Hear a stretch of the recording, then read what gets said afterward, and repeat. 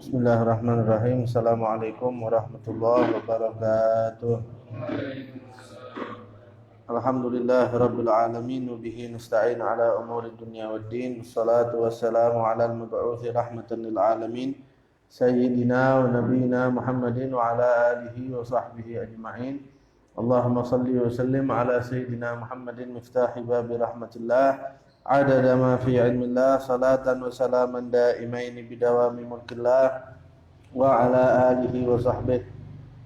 Rabbi shrah li sadri wa yassir li amri wahlul 'uqdatam min lisani yafqahu qawli saddid lisani wa hadi qalbi bihaqqi sayyidina Muhammadin sallallahu alaihi wa alihi wasallam.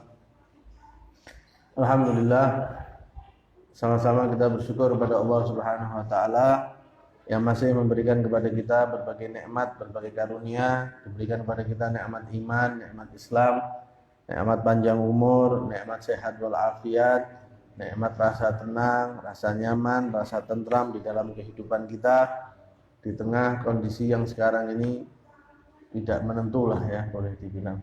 Tapi alhamdulillah Allah masih kasih kita kesehatan dan kita berharap agar Allah Subhanahu wa taala terus menjadikan kita berada dalam kesehatan yang sempurna lahir dan batin dan menyembuhkan saudara-saudara kita yang mungkin sakit di luar sana. Salawat dan salam senantiasa kita haturkan kepada junjungan kita Nabi besar Muhammad sallallahu alaihi wasallam serta seluruh keluarga beliau, sahabat beliau, dan kita berharap agar Allah Subhanahu wa taala memuliakan kita dengan menjadi pendampingnya Nabi Muhammad sallallahu alaihi wasallam di surganya Allah nanti. Amin ya rabbal alamin. Sebelumnya saya minta maaf agak terlambat sedikit tadi ya. Apa terlambat banyak? Udah ya, sedikit ya. Oh alhamdulillah. Terus kalau pas tidak jadi minta maaf kalau. Ini tadi ada tamu ngisi di Losari, Losarinya ya telat juga, jadi kesininya ya telat juga.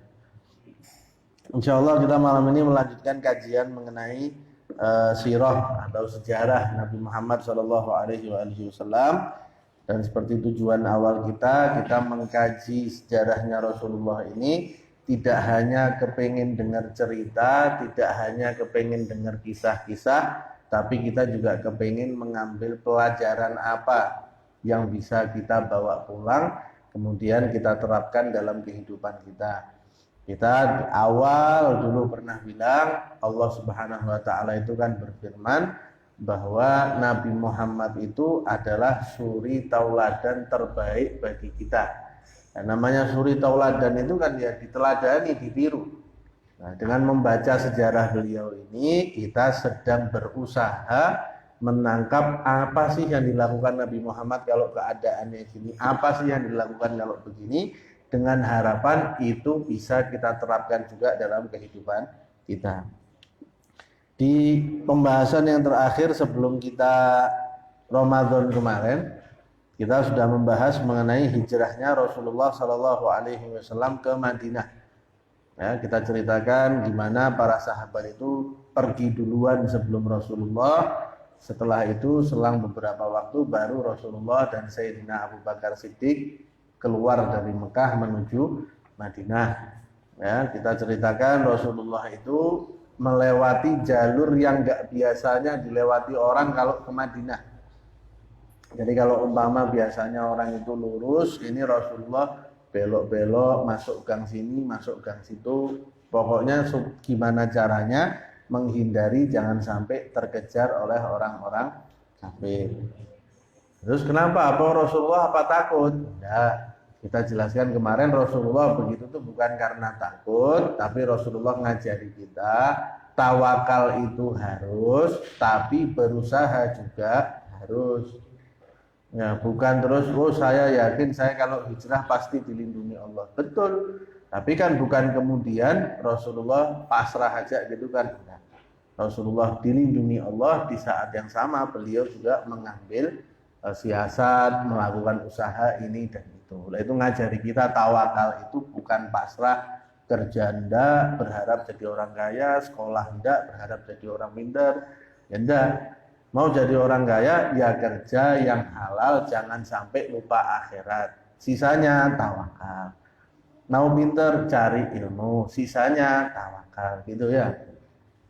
Karena tawakal itu pekerjaan hati bukan pekerjaan badan.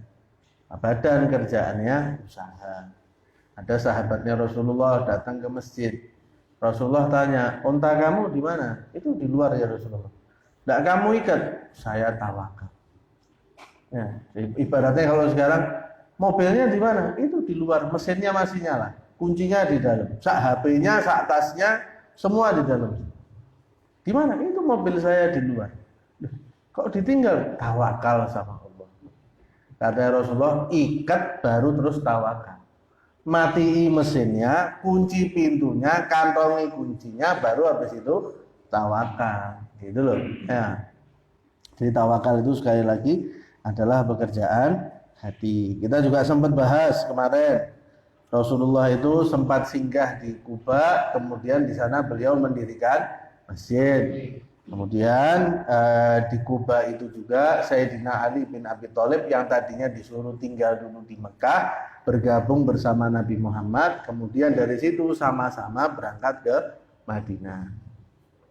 Kita jelaskan juga kemarin bahwa di Madinah itu Rasulullah nginep di rumahnya sahabat yang namanya Abu Ayyub. Nah, Rasulullah nginep di situ selama beberapa saat, beberapa waktu sampai sekiranya pembangunan masjid itu selesai. Di rumahnya Abu Ayyub kita ceritakan waktu itu Abu Ayyub itu kalau nyediakan makan untuk Rasulullah makan, begitu ada sisanya Abu Ayyub ngambil berkah dari sisa makanannya Rasulullah Shallallahu Alaihi Wasallam. Itu pelajarannya buat kita bahwa berkah itu ada ya. Kalau kata guru saya, jangan minta banyak, jangan minta banyak, minta berkah. Karena kalau banyak tidak ada berkahnya, tidak cukup, sama aja. Sedikit kalau berkah jadinya kayak banyak. Ya, makanya kakek saya tuh dulu ngajari, kalau berdoa itu jangan minta panjang umur, mintanya itu umur yang berkah.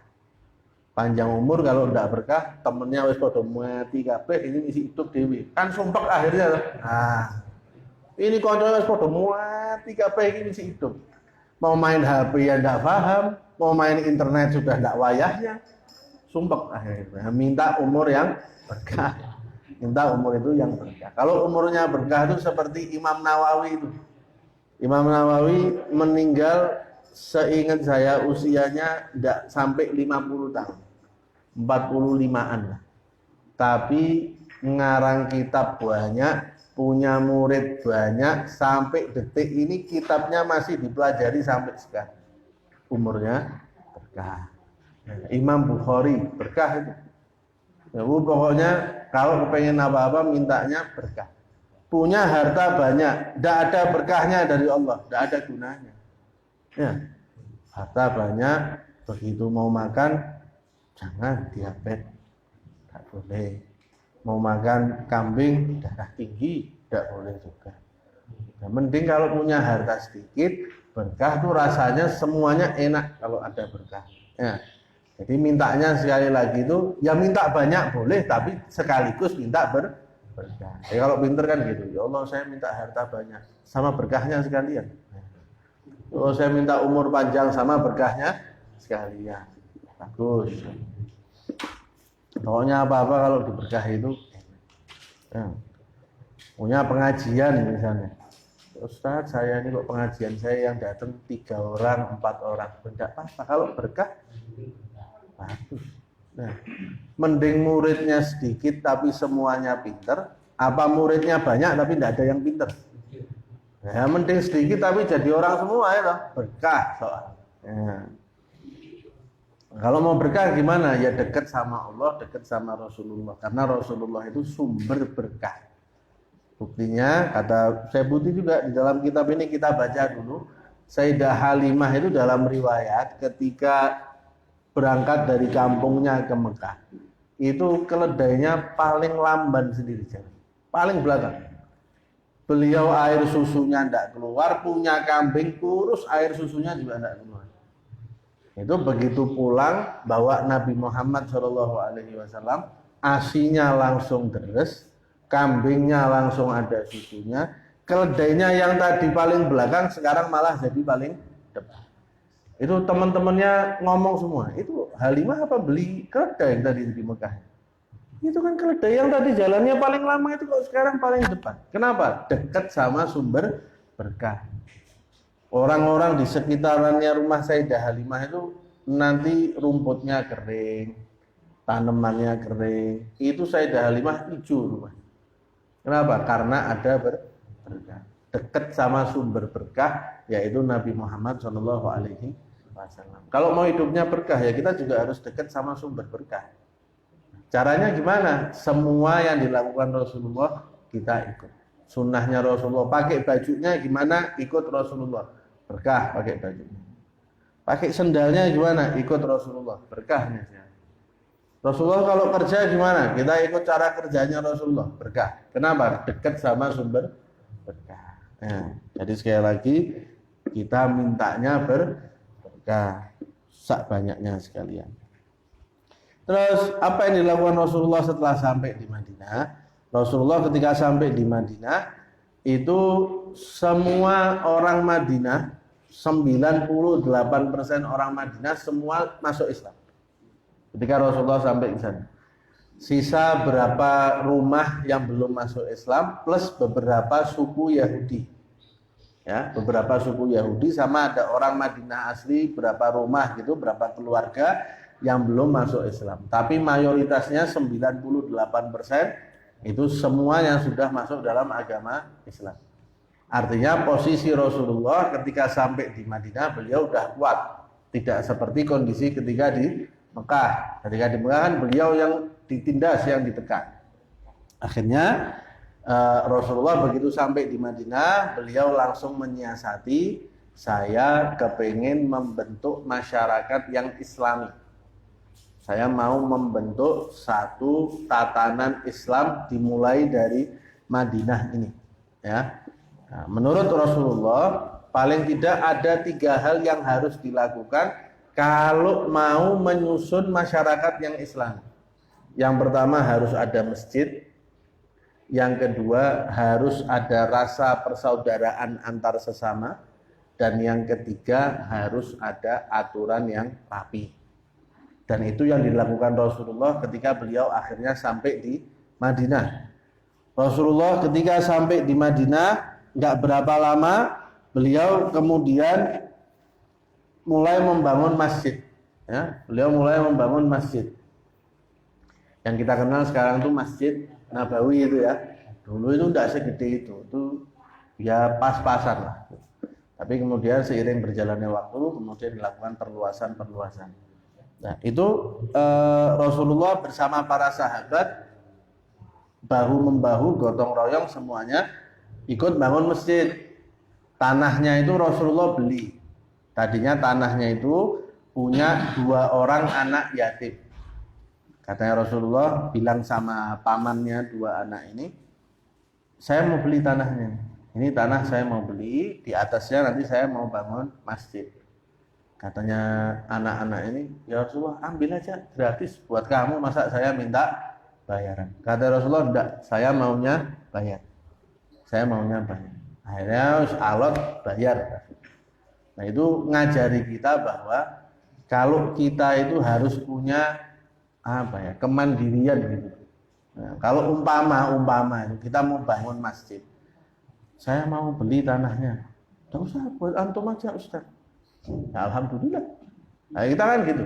Tapi kan nanti itu potensi konflik kan besar. Ketika misalnya tak bangun masjid, kemudian saya jadi pimpinan di situ, umpama ada yang nggak pas antara saya sama yang punya tanah, kan nggak enak. Ya, ini Ustadz dulu tanahnya tak kasih kok sekarang mau bikin cara sendiri. Nah, itu kan ada gesekan gitu kan, ada potensi begitu. Tapi kalau saya beli, mau ngomong apa orang yang aku beli keluar duit kok, ini punyaku sudah. Mau tak bikin masjid, mau tak bikin rumah, mau tak, kan terserah. Nah, itu kita kalau tidak bergantung sama orang, kita bisa lebih merdeka. Tapi kalau kita muanya bergantung sama orang, susah nih. Bayangkan umpamanya kita mau ngasih nasihat orang yang dia selalu menghidupi kita. Misalnya ya, umpamanya ada orang dihidupi sama tetangganya. Terus suatu hari tetangganya itu minum khamr. Aduh, saya mau bilangnya gimana? Ini orang yang hidupi saya bertahun-tahun. Nanti kalau saya nasihati, marah. Nanti kalau marah akhirnya saya tidak dibantu lagi. Nah kan, akhirnya itu menghalangi dia dari menyampaikan kebenaran. Makanya paling enak itu kalau kita berdiri di kaki sendiri gitu ya. Itu diajarkan Rasulullah. Mau dikasih tidak usah, saya beli aja, kata Rasulullah. Singkat cerita dibeli kemudian mulai dibangun masjid. Dulu itu lantainya Masjid Nabawi itu dulu lantainya kerikil, ya, enggak marmeran gini, enggak kerikil. Kemudian itu yang gusuran apa? itu baru belum lama ya, baru zaman dulu itu atapnya gentengan aja enggak, atapnya itu pakai daun-daun kurma disusun gitu jadi atap. Terus tiang-tiangnya itu dari batang-batang kurma itu ya, pohon-pohon kurma. Sederhana awalnya. Baru kemudian orang Islam tambah banyak, harus diperluas, tambah banyak, diperluas, dan seterusnya sampai akhirnya jadi seperti hari ini. Nah, ketika melakukan itu Rasulullah ikut kerja bareng sahabatnya. Kata sahabatnya, "Enggak usah Rasulullah, kamu duduk aja tahu beres." Kata Rasulullah, "Enggak, saya tetap mau ikut kerja." Nah, itu kan ya beda tipis lah sama kita ya. Gak usah Ustaz, antum duduk aja. Oh siap, terima kasih banyak. Nanti kalau udah selesai saya dikabari, nanti saya kesini lagi. Nah, kita kan gitu. Tapi kalau Rasulullah enggak, saya mau ikut kerja. Saya mau ikut kerja. Nah, singkat cerita berdiri itu masjid difungsikan tidak hanya untuk sholat. Ada hal yang harus dibahasnya di masjid. Rasulullah mau ngadakan pengajian, mau ngajari soal agama Islam, dilakukan di masjid. Mau sholat dilakukan di masjid. Hampir semua hal dilakukan di masjid. Jadi itu betul-betul kalau bahasa kasarnya lah ya, bahasa kita itu mungkin jadi markas. Jadi markasnya orang Islam itu ada di masjid. Jadi masjid itu betul-betul fungsinya tidak hanya untuk sholat. Itu akhirnya menjadikan orang Islam itu gampang bersatu ketika itu. Kenapa? Setiap hari ketemu. Ya. Setiap hari ketemu tuh lama-lama kan mulai ada simpati, mulai ada kepedulian, mulai ada cinta, mulai timbul rasa persaudaraan. Dari mana? Dari sering ketemu di masjid. Kalau orang di masjid itu tidak membedakan mana orang kaya, mana orang miskin. Soft depan khusus untuk orang kaya. Ada. Siapa yang datang duluan, mau kaya, mau miskin, monggo di soft depan. Imamnya harus orang kaya, kan enggak juga. Siapa yang lebih alim, siapa yang lebih ngerti soal sholat, siapa yang bacaan Qur'annya lebih bagus, mau kaya, mau miskin, monggo jadi imam. Itu akhirnya meruntuhkan kesombongan. Ya, akhirnya tidak ada lagi, oh kamu miskin, saya kaya, tidak ada. Oh, kita semua ini ternyata sama-sama hamba Allah Subhanahu wa ta'ala. Buktinya kita kalau di masjid sama rukuknya, sama sujudnya, sama-sama ngadep kiblatnya, sama-sama menghinakan diri di hadapan Allah Subhanahu wa ta'ala. Itu fungsi utama masjid itu begitu. Ya, fungsi utamanya masjid begitu. Akhirnya dari situ Rasulullah SAW mulai mupuk ya, dari masjid itu dipupuk. Kamu itu sama. Ya, kita tuh harus berlaku adil. Dimulainya salah satunya dari masjid. Persatuan, mau sholat, ngeluruskan shaf masuk enggak bisa. Ya kan? Oh ini bisa kompak meluruskan shaf. Insya Allah di luar juga bisa kompak. Jadi ngelatih kekompakannya di mana? Di masjid. Ya. Begitu mau sholat, ayo shafnya yang masih kosong diisi. Ya, dulu tuh enggak pakai tarik-tarian kayak kita ya. Monggo Pak. Enggak, soalnya tuh begitu kosong isi, begitu kosong isi. Begitu berantakan luruskan. Rasulullah enggak mulai sholat sampai barisannya lurus, rapi, baru mulai sholat. Kata Rasulullah, kalau tidak bisa lurus di sini, jangan harap di luar bisa kompak. Kalau bisa kompak di sini, di luar insya Allah juga akan kompak. Jadi digemblengnya itu salah satunya di dalam masjid. Nah, dalam masjid. Terus masjid di zamannya Rasulullah itu sederhana. Ubah emas, enggak. Ya, ini kacanya dari apa misalnya? Dari Swiss, enggak ada. Sederhana. Kenapa sederhana? Karena satu, kita semua itu sebetulnya kan tidak punya apa-apa. Yang kita punya itu kan cuma miliknya Allah Subhanahu wa Ta'ala. Itu satu. Yang kedua, akhirnya kalau terlalu banyak hiasannya, orang sholat tidak khusyuk. Bayangkan ya, kita kalau baca di kitab fikih itu sholat pakai sajadah yang gambar-gambar. Itu sebagian ulama bilang makruh. Kenapa makruh? Bisa membuat kita tidak khusyuk. Misalnya sholat Allahu Akbar, lihat sejadahnya, gambarnya masjid, ada kubahnya, ada menaranya 2. Itu begitu kita sholat sambil ngelihat di situ. Ini kalau saya rasa sih pengalamannya dialami semua orang. Itu tidak rapi garisannya. Ini kok menaranya kenapa 2? 1 cukup, 2 akhirnya memenuhi.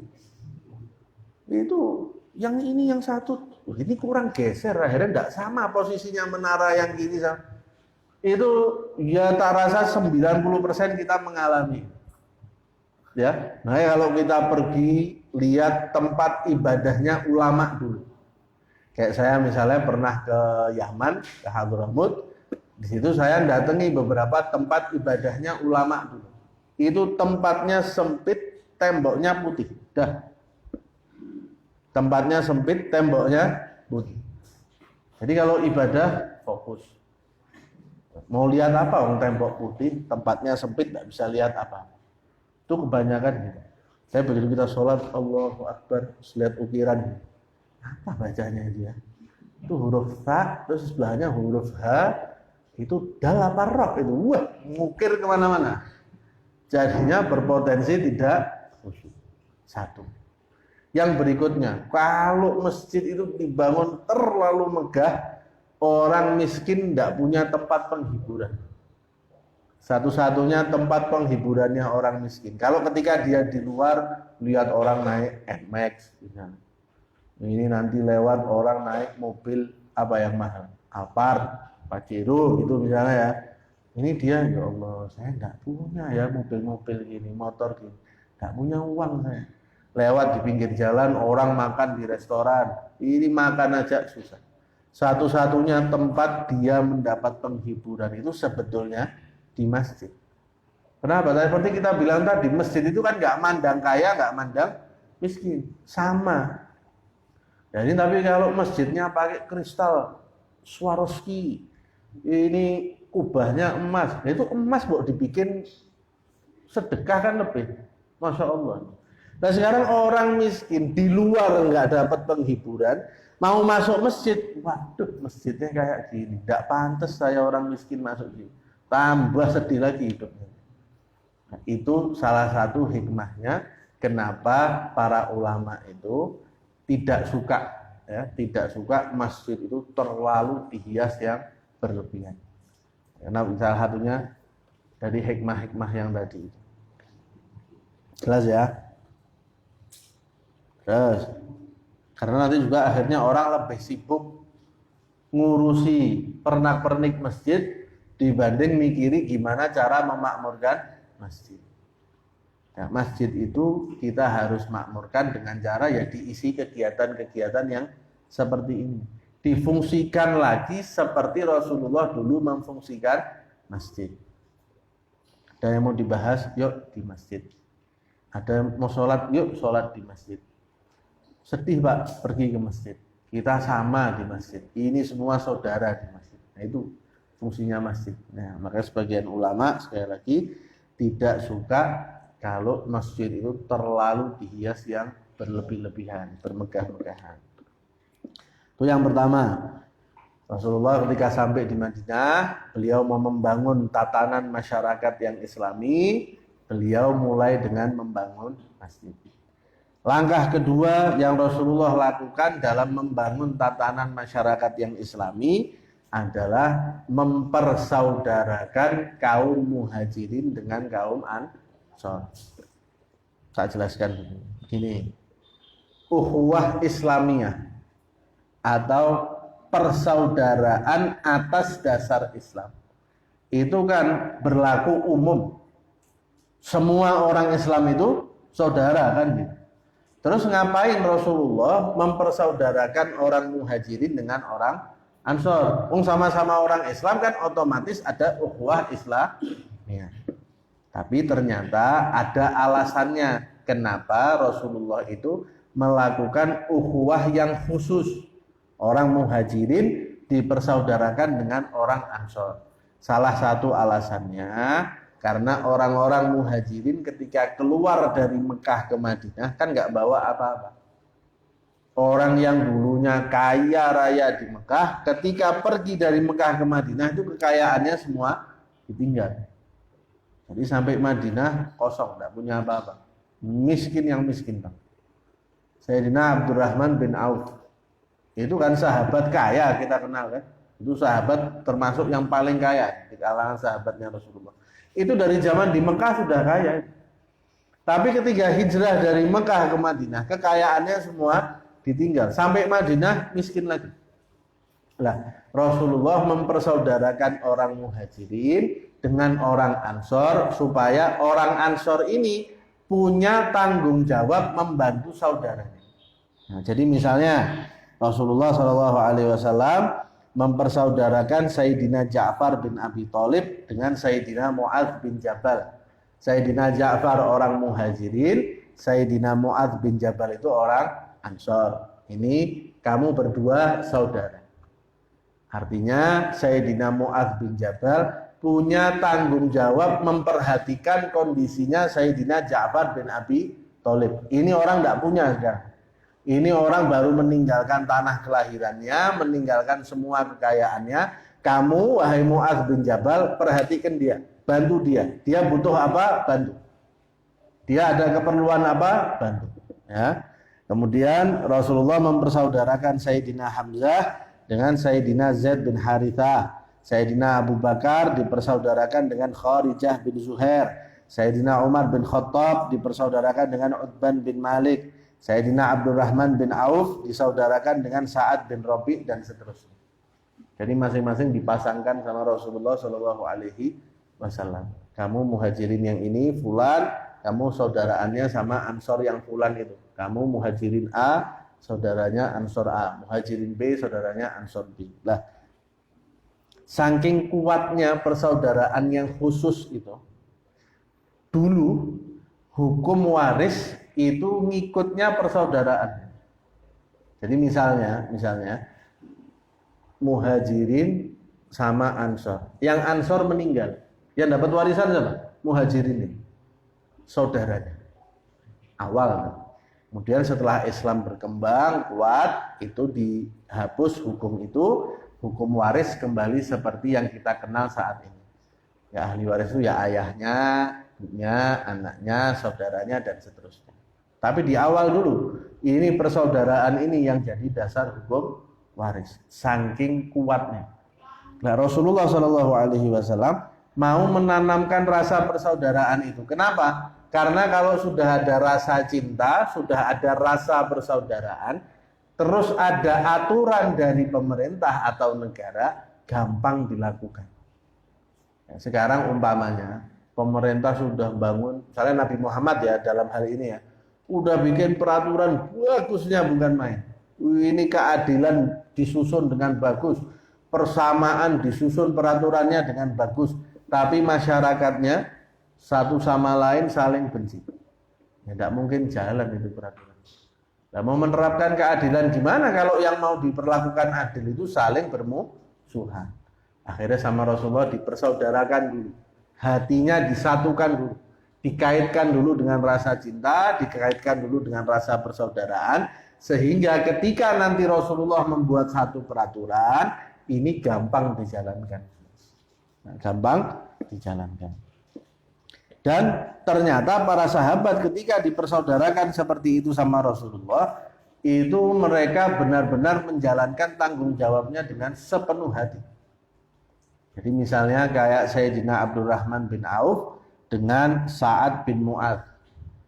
Itu katanya Sa'ad bin Mu'adz, wahai Abdurrahman bin Auf, kamu kan sekarang saudara saya. Saya Ansor, kamu Muhajirin, kita dijadikan saudara oleh Rasulullah. Kamu sampai di Madinah ini kan nggak bawa apa-apa. Istri tidak ada, uang tidak ada, kekayaan sepeser pun tidak ada, rumah tidak punya.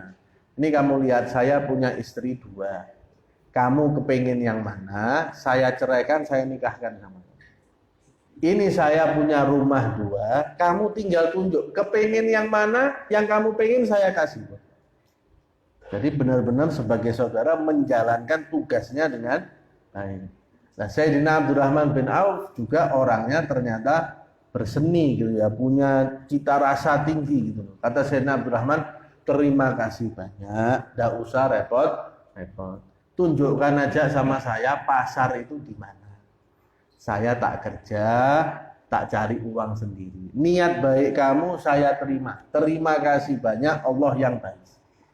Nah, itu juga bedanya beliau dengan kita ya. Saya ada rumah 2, silahkan antum pilih yang mana. Saya mau yang itu. Nah, kalau kita kan cepat jawabnya.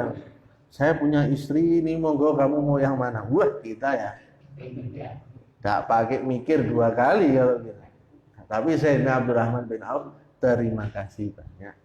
Tunjukkan aja pasar di mana, saya tak cari uang sendiri. Itu ya.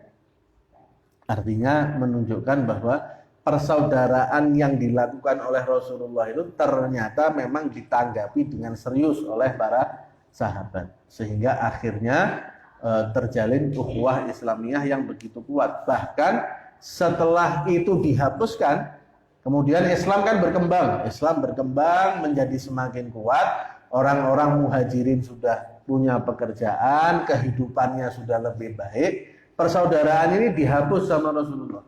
Kembali masuk dalam ukhuwah Islamiyah yang umum.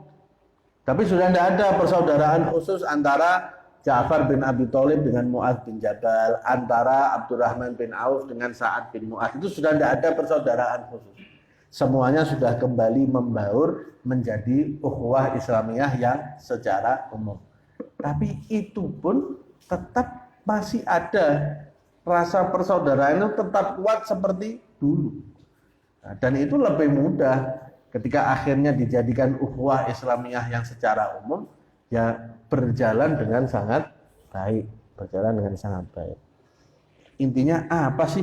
Apa kalau kita pikirkan? Apa yang menjadikan mereka itu bisa bersaudara begitu hebatnya itu apa?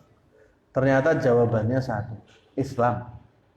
Mereka itu tidak mandang saudaranya ini siapa, tidak mandang asalnya dari mana, tidak mandang posisi sosialnya di masyarakat apa. Mereka taunya ini orang Islam, ini saudara saya. Selesai. Ya, jadi yang mempersatukan mereka semuanya itu sebenarnya adalah Islam. Kita juga harusnya begitu. Ya, dimanapun ada orang Islam, yaitu saudara saya. Kalau dia butuh bantuan, berarti saudara saya butuh bantuan. Kalau saya bisa bantu, wong itu saudara saya. Saya bisa bantu materi. Tidak bisa, bisanya bantu apa? Doa, bantu doa. Tapi jangan sampai kita tidak membantu apapun. Nanti ditanya sama Allah ini. Kamu ada saudaranya waktu itu begini, kok kamu tidak bantu? Mau jawab apa? Intinya, semua orang yang mengucap la ilaha illallah Muhammadur Rasulullah itu orang Islam, semuanya saudara kita. Oh ini tapi orangnya ngeyelan Ustaz. Ya, dikasih tahu tuh bantah terus. Itu perkara lain. Pokoknya dia saudara kita. Perkara dia pikirannya agak melengsing, ini pemahamannya ada yang nggak benar, tugas kita meluruskan dia dengan dasar ini saudara saya tidak mau saudara saya ini salah jalan, gitu loh. Bukan malah dibenci, kemudian dihina, kemudian disudutkan dan lain-lain. Tidak boleh. Ya, kata Imam Syafi'i, kamu harus membenci kesalahan, tapi jangan pernah membenci orang yang berbuat salah. Kamu wajib membenci kemaksiatan, tapi jangan pernah membenci orang yang berbuat maksiat. Kenapa? Ini orang yang berbuat maksiat kan masih saudara kita. Bukan berarti kemudian kita lihat orang minum khamr. Ya Allah, ini saudara saya senang minum khamr. Tidak apa-apa. Saya kan harus senang melihat saudara saya senang. Tapi senangnya minum khamr. Tidak apa-apa. Saya ikut senang kalau saudara saya senang. Salah. Tapi juga salah umpamanya kita, saudara saya minum khamr. Ini saya nggak mau lagi ketemu sama dia. Ini orang paling buruk di dunia ini, bahan bakar neraka ini. Saudara saya yang Islam yang minum khamr ini bahan bakar neraka. Saya tidak mau lagi ketemu dia, benci saya sama dia. Itu juga tidak boleh. Yang benar, ya Allah, kok dia minum khamr ya? Minum khamr itu kan haram. Minum khamr itu kan batil. Saya gimana caranya? Karena sayang sama dia, saya mau menyelamatkan dia, jangan sampai dia terjerumus terus dalam minum khamr. Gitu baru betul. Tapi dasarnya harus dengan cinta, harus dengan kasih sayang, harus melihatnya itu ini saudara saya. Karena malu kita nanti kalau ketemu Rasulullah, kamu sama orang Islam hubungannya gimana? Mau coba apa? Masa kita bisa gampang akur sama orang di luar Islam, tapi sama saudara muslimnya sendiri tukaran terus, ribut terus, ini kan aneh. Wong Islamnya sama, nabinya sama, Tuhannya sama, kok tidak bisa akur. Perkara perbedaan pendapat ini itu kan bisa didiskusikan, bisa dibicarakan, bisa dibahas secara ilmiah dan lain-lain. Jelas ya? Jadi yang pertama yang dilakukan Rasulullah adalah membangun masjid, kemudian yang kedua yang dilakukan Rasulullah adalah mempersaudarakan sesama orang Islam. Yang ketiga yang dilakukan oleh Rasulullah SAW adalah membuat undang-undang. Nah, jadi Rasulullah menyuruh sahabatnya untuk menuliskan beberapa poin. Dalam sebagian riwayat itu ada 50 sekian, dalam riwayat yang lain 80 sekian poin. Itu kalau kita baca memang bentuknya seperti undang-undang. Ya. Artinya Rasulullah sekarang bahasa kasarnya ya, markas sudah punya, rakyat sudah punya, yang kurang tinggal undang-undang. Ditulis undang-undang itu. Antara kaum muslimin dengan kaum muslimin hubungannya bagaimana, antara orang Islam dengan orang Yahudi yang tinggal di Madinah juga hubungannya bagaimana. Ditulis rapi di dalam catatan atau di dalam undang-undang itu. Nah, misalnya Rasulullah bilang, orang Islam dari manapun asalnya, mereka itu adalah umat yang satu. Mau dari Madinah, mau dari Mekah, mau dari wilayah lain yang baru datang ke Madinah, pokoknya selama dia orang Islam, dia adalah umat yang satu. Rasulullah kemudian juga misalnya di situ beliau menyuruh sahabatnya menulis orang Islam dengan agamanya, orang Yahudi dengan agamanya sendiri. Artinya monggo orang Yahudi tidak dipaksa masuk Islam, dilindungi hak-haknya, mau ibadah silahkan, mau melakukan ritual agamanya juga silahkan. Yang Muslim juga begitu sama. Nah, ini paling tidak bisa menjawab orang-orang yang kadang suka nek bahasa saya itu kegenitan gitu. Suka genit terus ngomong, ini kalau Islam yang menjadi mayoritas, nanti yang non Muslim tertindas. Ya, pernah dengar itu ya? Pernah. Aku sering, bukan cuma pernah, sering. Orangnya nanti ada yang ngomong kalau Islam yang jadi mayoritas, nanti orang non Muslim yang minoritas itu akan tertindas. Loh, ini kan berarti tidak baca sejarah. Nyatanya ketika Rasulullah sampai di Madinah, 98% orang Madinah agamanya Islam. Sisa 2% itu orang-orang Yahudi. Tapi kata Rasulullah, orang Yahudi silahkan dengan agamanya, dengan mau menjalankan kewajiban agamanya, silahkan, itu dilindungi. Berarti tertindas enggak? Tidak tertindas. Dan kalau baca sejarah, pada akhirnya yang melanggar perjanjian ini ya orang Yahudi sendiri, sama gitu loh. Jadi kalau orang Islamnya yang berkuasa, kemudian orang Islamnya benar menjalankan aturan sesuai yang digariskan Rasulullah, tidak ada ceritanya orang non-muslim tertindas. Nah, buktinya mana? Lah ini tadi bukti. Nah, buktinya Rasulullah di Madinah, Rasulullah mayoritas, ternyata orang minoritasnya tidak tertindas. Cerita yang lain, saya dengar cerita ini dari guru saya. Kata beliau, di Syam dulu itu diperintah oleh orang-orang Nasrani, tapi zalim. Kemudian mereka menghubungi orang Islam, minta tolong gimana caranya, ini orang-orang kita sudah tidak kuat diperintah dengan orang-orang Nasrani yang zalim ini. Akhirnya orang Islam datang, kemudian berperang dengan orang Nasrani ini, menang. Jadinya orang Islam berkuasa di Syam dan masih ada orang-orang Nasrani yang hidup di situ. Kemudian datang perang salib. Ada orang, perang salib itu kan antara Islam dengan non-Muslim ya, dengan Kristen. Nah, orang Nasrani ini tulis surat ke orang Nasrani yang ada di Syam. Kalian mau membela kami, orang-orang yang seagama dengan kalian, tapi beda kota, beda negara, atau mau membela orang-orang Islam yang beda agama dengan kalian, tapi satu keluarga negara. Mau bela yang mana? Katanya orang-orang Kristen ini. Dijawab sama orang Kristen yang di Syam, kami mau mendukung orang Islam yang ada di negara kami walaupun berbeda agama. Artinya tidak tertindas itu. Lalu dikasih pilihan malah kepengen bela orang Islam. Tidak tertindas.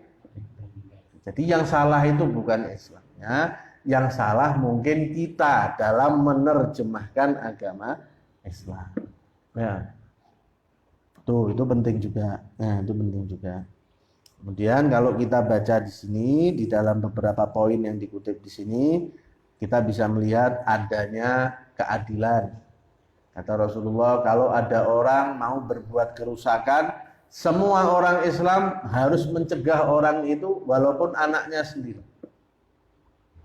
Kemudian kata Rasulullah di dalam sini, kalau ada orang Islam punya hutang yang terlalu banyak sehingga nggak bisa bayar, semua orang Islam harus urunan bantu bayar hutangnya. Ya, gotong royong. Ya, kalau bahasa kita sekarang kan gitu. Lah itu semua tuh sudah ada dulu, diatur sama Rasulullah. Tinggal kitanya mau belajar atau enggak. Gitu. Enggak usah jauh-jauh cari gini-gini itu, enggak usah jauh. Orang Islam lihat dulu di Rasulullah. Insya Allah pasti ada. Kepengen keadilan, kepengen gotong royong, kepengen kesetaraan, semuanya itu sudah diatur sama Rasulullah Shallallahu Alaihi Wasallam. Nah, ini semua berlangsung dengan aman, dengan nyaman, sampai pada akhirnya orang-orang Yahudi sendiri yang berkhianat, ya, yang melanggar perjanjian yang sudah ditulis oleh Rasulullah Shallallahu Alaihi Wasallam ini. Dan yang memang begitu kebiasaan orang Yahudi itu ya, ngomongnya apa sekarang, nanti 2 hari sehari berubah, ya toh. Nah kemarin kan gitu, gencatan senjata, belum sampai 24 jam serang lagi. Ya itu sudah tidak heran kita. Kalau kita baca sejarah ya orang Yahudi memang kerjaannya begitu. Jadi kita ya tidak kaget lah. Kita tidak kaget. Nah ini menunjukkan sekali lagi kepada kita bahwa PR kita sekarang kalau kepengen Islam ini maju lagi, kalau kepengen Islam ini jaya lagi, PR kita adalah memfungsikan masjid sebagaimana mestinya. Masjid ini benar-benar dijadikan markas, dijadikan pusat kegiatan kita. Ya, mau ada rapat monggo di masjid, mau ada anak-anak belajar Quran di masjid, tidak ada masalah. Oh, ini anak-anak ribut Ustaz kalau sholat di masjid. Coba ya. Saya pernah dapat pertanyaan gitu, Ustaz, ini kita sudah tidak kuat lagi. Kalau sholat terus anak-anak ikut sholat itu, wah, ramenya luar biasa. Nanti imamnya belum amin, anak-anaknya sudah amin. Imamnya baru amin. Sudah. Nanti yang amin di sini ambil nada tinggi, yang ini ambil nada rendah, yang napasnya pendek, aminnya pendek, yang napasnya panjang, imam sudah mau rukuk, dia masih tidak selesai. Banyak ini ya. Sudah tidak kuat lagi Ustaz, kata pengurus masjidnya. Tak bilang, kalau bisa ditertibkan, alhamdulillah. Kalau tidak bisa, ya sebisanya lah. Kalau saya di sana itu di Yaman itu ya anak-anak kecilnya ya sama aja. Tapi disiasati satu anak diselang-seling. Jadi jangan dijejer. Jadi misalnya orang dewasa, anak kecil, orang dewasa, anak kecil, orang dewasa, anak kecil. Jadi potensi dia mau bikin ribut itu kan pekewuh dia akhirnya. Takut. Terus sama temennya jauh, jadi mau rusuh sama temennya itu juga enggak bisa. Tapi jangan diusir. Gimana juga nanti yang neruskan masjid ini itu ya beliau-beliau itu juga. Ya kan? Lebih baik kenangannya mereka ketika tumbuh besar itu, saya dulu main di masjid, saya lihat bapak-bapak semua pada sholat. Mending kenangannya gitu. Dibanding kenangannya dulu saya kecil main di masjid diusir, sakit hati sama masjid. Udahlah, kita yang sabar-sabar. Nanti sebentar lagi kan gede bisa dibilangi, tenang aja. Tapi kita yang sabar. Kalau kita bisa bilangi, bisa mengarahkan, alhamdulillah. Pakai cara yang tadi mungkin bisa meminimalisir. Kalaupun tidak bisa, jangan sampai diusir dari masjid. Biarkan kenangannya mereka ketika tumbuh dewasa nanti. Dulu saya mainnya itu di masjid. Dulu saya lihat orang-orang tuh rame sholat di masjid, pengajian di masjid. Jadi mereka tuh tidak pakai disuruh, nanti nalurinya itu ya sudah ke masjid. Pada akhirnya. Itu PR yang pertama ya, memfungsikan masjid. PR yang kedua berarti gimana caranya kita menumbuhkan rasa persaudaraan antar sesama orang Islam. Ya, antar tetangga, antar jamaah yang hadir di sini, dan antar orang Islam secara umum. Kita kepingin semua orang itu dapat kebaikan. Kita kepingin semua orang itu terhindar dari keburukan. Sebagaimana kita juga ingin itu terjadi pada diri kita. Ya, kita mulai menimbulkan rasa kepedulian kepada orang lain. Kalau lihat orang sakit, misalnya dijenguk, tapi jenguknya itu yang tahu aturan. Ini orang sakit kepengen istirahat, kita jenguk 2,5 jam kita jenguk situ. Ini kan mata ini namanya. Orang mau istirahat kita duduk ngobrol di situ, itu kan kurang berseni lah jenguknya itu ya, kurang sesuai aturan. Orang sudah sakit kita ceritai, iya itu ada yang sakit kayak kamu kemarin baru meninggal. Itu ya juga jangan segitunya ya. Itu mengasah kepedulian, itu kan penting juga ya. Misalnya orang lama tidak punya anak, ya tidak usah ditanya kapan punya anak. Sudah biarin aja. Orang lama tidak nikah, ya sudah mungkin memang belum datang jodohnya. Karena dia ngebet nanti kan minta dicarikan, tenang aja. Tapi ya sudah. Kadang yang kita anggap biasa itu belum tentu orang menangkapnya sama. Kadang kita nganggapnya bercanda, orang ternyata pas suasana hatinya nggak bagus, salah kaprah. Jadi mending kita ngasah kepedulian, tahu oh ini kayaknya kalau saya bercanda gini sama orang ini tidak cocok, kalau saya tanya gini sama orang ini tidak cocok. Nah itu perlu dilatih. Latihnya gimana? Ya sering silaturahmi, sering ketemu di masjid, sering ketemu di acara-acara begini, sering ngobrol, tanya kabar ya. Itu salah satunya untuk mengasah kepedulian kita, mengasah rasa persaudaraan kita. Yang terakhir, PR kita adalah gimana caranya kita menjalankan aturannya Rasulullah SAW dengan baik. Kalau ada orang tidak mampu dibantu, kalau ada orang butuh bantuan dibantu. Kita tidak bisa bantu uang, punya kenalan yang bisa bantu, kenalkan. Punya kenalan yang bisa bantu, arahkan ke sana. Tidak punya kenalan, tidak punya uang, punya pemikiran, punya ide, kasih. Uang nggak punya, temen nggak punya, ide nggak punya, doa punya, kasih doa, gedekan hatinya, ya dikasih semangat biar optimis. Nah, itu kan semua kan kembali berjaya lagi Islam kita. Ya. Dan sekali lagi juga jangan sampai termakan dengan omongan-omongan miring orang-orang yang tidak suka dengan agama Islam. Misalnya kayak tadi itu, oh Islam itu kalau berkuasa nanti yang lain malah tertindas. Loh nyatanya enggak. Jangan juga termakan nanti akan ada orang yang bilang sama kita, sudah Islam itu tempatnya di masjid. Di luar masjid itu ya Islam tidak usah ikut-ikut. Urusan negara, urusan ini Islam tidak usah ikut-ikut. Islam itu tugasnya ya sholat, puasa, zakat, haji, syahadat, meninggal husnul khotimah. Wes itu tok Islam itu. Nanti banyak yang bakal ngomong gitu, tungguin aja. Banyak nanti. Lah ternyata Rasulullah sendiri membuat perjanjian, membuat undang-undang yang mengatur hubungan beliau dengan orang Yahudi, mengatur hubungan orang Muslim dengan orang Muslim yang lain dalam bentuk undang-undang. Artinya ini kan sudah separuh negara ini. Yang sudah separuh negara. Jadi tidak bisa dipisahkan antara agama Islam dengan negara, antara agama Islam dengan ekonomi, antara agama Islam dengan akhlak, dengan sosial, dengan kemasyarakatan dan lain-lain. Kita ini semuanya bergerak, nafasnya itu harus ajaran Islam, ya.